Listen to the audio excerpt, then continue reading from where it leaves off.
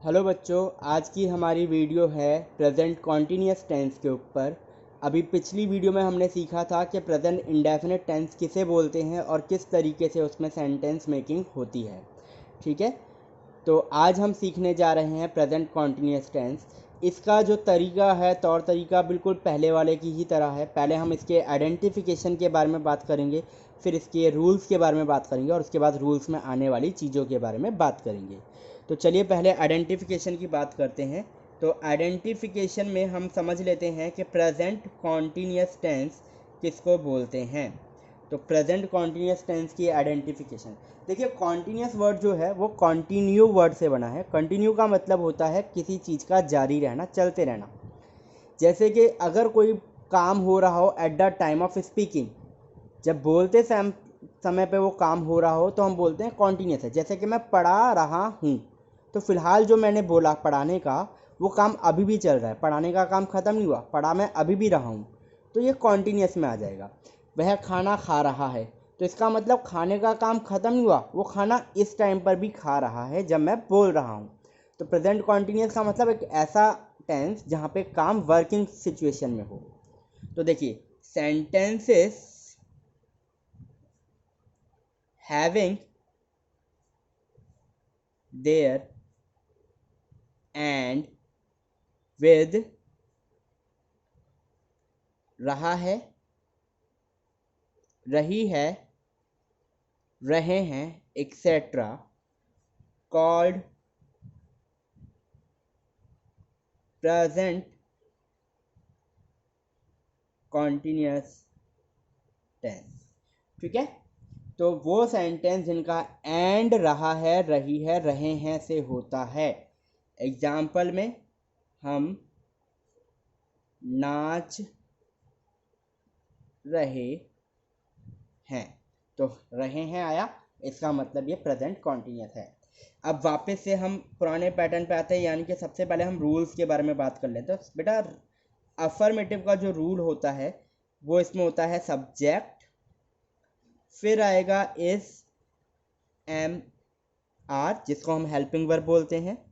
उसके बाद वर्ब की फर्स्ट फॉर्म में आईएनजी, याद रखना, वर्ब की फर्स्ट फॉर्म में आईएनजी, शॉर्टकट है ये। ठीक है, V for verb, one single roman है, यानी कि वर्ब का फर्स्ट फॉर्म और उसमें आईएनजी। इसके बाद हम करते हैं बात ऑब्जेक्ट की। ठीक है, अगर मुझे इसका नेगेटिव बनाना हो तो मैंने नेगेटिव के लिए आप लोगों को क्या बताया था कि नॉट जो है वो कहाँ पे आएगा, हेल्पिंग वर्ब के बाद आएगा। वेरी गुड, तो यानी कि इज एम आर के बाद नॉट आना चाहिए। तो नेगेटिव का रूल तैयार है, पूरा ऊपर वाला उतार दो जो का त्यों, subject plus is am are, बस अब यहीं पे रुक जाओ। हेल्पिंग वर्ब लिख दी, हेल्पिंग वर्ब के बाद नॉट लगाना है और वापस से अब ऊपर का सेम उतार दो, यानी कि वर्ब की फर्स्ट फॉर्म में आईएनजी एंड ऑब्जेक्ट। गुड, इसके बाद हम इंटेरोगेटिव की बात करते हैं। तो बच्चे, इंटेरोगेटिव में क्या करेंगे, सबसे पहले लगाएंगे डब्ल्यू एच फैमिली, फिर क्या आता है हमारा हेल्पिंग वर्ब, हेल्पिंग वर्ब है यहाँ पे इज एम आर, फिर हम लगाते हैं सब्जेक्ट, उसके बाद आएगा वर्ब की फर्स्ट फॉर्म में आईएनजी, देन आएगा ऑब्जेक्ट और लास्ट में क्वेश्चन मार्क। ये ज़रूरी होता है, पंक्चुएशन मार्क्स होते हैं, ठीक है, लगाना है। उसके बाद आएगा इंटेरोगेटिव नेगेटिव। इंटेरोगेटिव नेगेटिव में क्या चेंज होगा, पूरा इंटेरोगेटिव उतार देना, सिर्फ सब्जेक्ट के बाद नॉट लगा देना, है ना आसान। तो W H family plus is am are plus subject और उसके बाद आएगा नॉट, वर्ब की फर्स्ट फॉर्म में आईएनजी, ऑब्जेक्ट एंड लास्ट में क्वेश्चन मार्क। ठीक है, तो अब मैं यहाँ पे बात करता हूँ। देखिए, सब्जेक्ट आप लोगों को पता है क्या होता है, वर्ब उसकी फॉर्म भी आप लोगों को पता है, ऑब्जेक्ट भी आप लोगों को पता है। तो जो नई चीज़ आई है वो क्या है, इज एम आर। यहाँ पे देखो कुछ भी नया नहीं है आप कहीं, तो इसका मतलब मुझे सिर्फ आपको ये बताना है कि इज एम आर का यूज़ कहाँ कहाँ पे होगा, use of is am are. तो बेटा, एम का यूज़ आंख बंद करके आई के साथ करना है। आई इकलौती चीज़ है जहाँ पर एम का यूज़ होता है। इज का यूज जो है आपको सिंगुलर सब्जेक्ट के साथ करना है। सिंगुलर सब्जेक्ट में आप क्या ले सकते हो वो अभी बताता हूँ, लेकिन यहाँ पे except again I and you, I और यू को छोड़ देना है। क्यों? क्योंकि विभीषण है ये। उसके बाद आर का जो यूज़ है वो आपको रेस्ट ऑल यानी कि इन सब के अलावा जो बच गया उनके साथ करना है। अब बेटा सिंगुलर सब्जेक्ट में आप ही को ले सकते हो, शी को ले सकते हो, इट ले सकते हो, किसी का नाम ले सकते हो, my uncle, your dad, his mother, इस तरीके के सिंगुलर वर्ड आप ले सकते हो। ये सब आपके सिंगुलर में ही काउंट होंगे, ठीक है। तो अगर मैं बात करता हूँ इसमें आगे की कि किस तरीके से हमें सेंटेंस बनाना है, तो देखिए एग्जाम्पल के तौर पे मैंने यहाँ पे पहला सेंटेंस लिखा, हम नाच रहे हैं।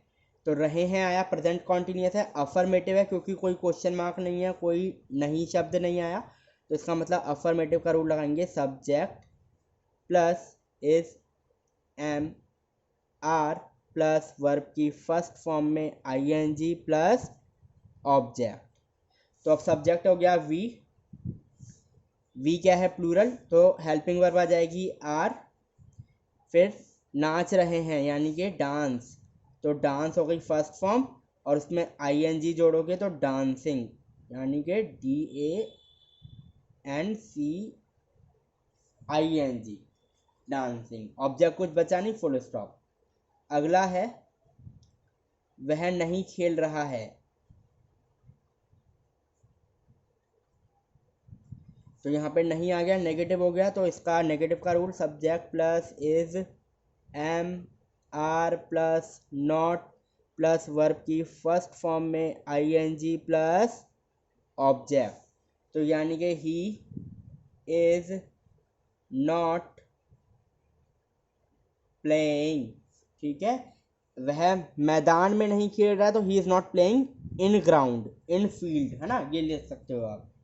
उसके बाद क्या वह लिख रही है, तो WH family plus is am are plus subject verb की फर्स्ट फॉर्म में I N G object and question mark. तो WH फैमिली में क्या वह लिख रही है, सिंपल बेटा, यस और नो में आंसर दे सकते हो। हाँ वह लिख रही है, नहीं वह नहीं लिख रही है, तो इसका मतलब जिन सेंटेंस का आंसर हम सिंपल यस और नो फॉर्मेट में दे सकते हैं वो हेल्पिंग वर्ब से शुरू होंगे, तो WH फैमिली इधर नहीं आएगी। हेल्पिंग वर्ब से शुरू होने के लिए हम क्या करेंगे, इज एम आर में से कुछ लगाएंगे, तो यहाँ पे आ जाएगा इज। क्यों? क्योंकि सब्जेक्ट है शी, तो is she writing and question mark, ठीक है। नेक्स्ट है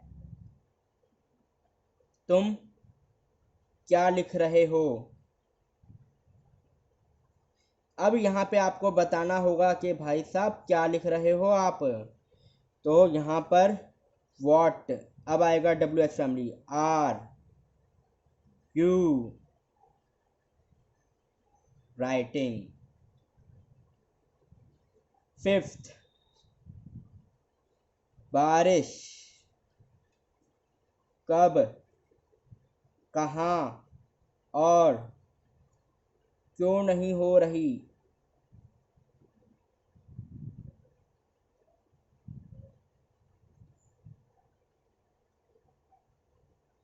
तो यहाँ पे सेम रूल, और इसके लिए हम क्या लगाएंगे, WH family is am are subject not verb की फर्स्ट फॉर्म में I N G object question mark.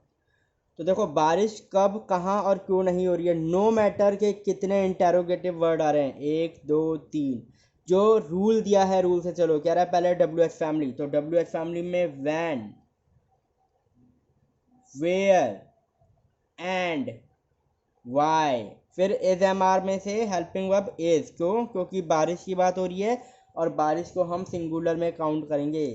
When, where and why is, बारिश के केस में नॉन लिविंग है तो इट को सब्जेक्ट बना दो, तो when, where and why is it, और बारिश होना रेनिंग। ठीक है, ओके। क्योंकि ये नेगेटिव भी था तो when, where and why is it, और यहाँ पे क्या लग जाएगा? नॉट, सब्जेक्ट के बाद। ठीक है बेटा, तो ये होता है आपका प्रेजेंट कॉन्टिन्यूअस टेंस, उसको बनाने का तरीका कि किस तरीके से आपको काम करना है। आई होप आपको समझ में आया हो। कोई डाउट आप लोगों को हो तो आप लोग मुझे कमेंट सेक्शन में बता सकते हैं।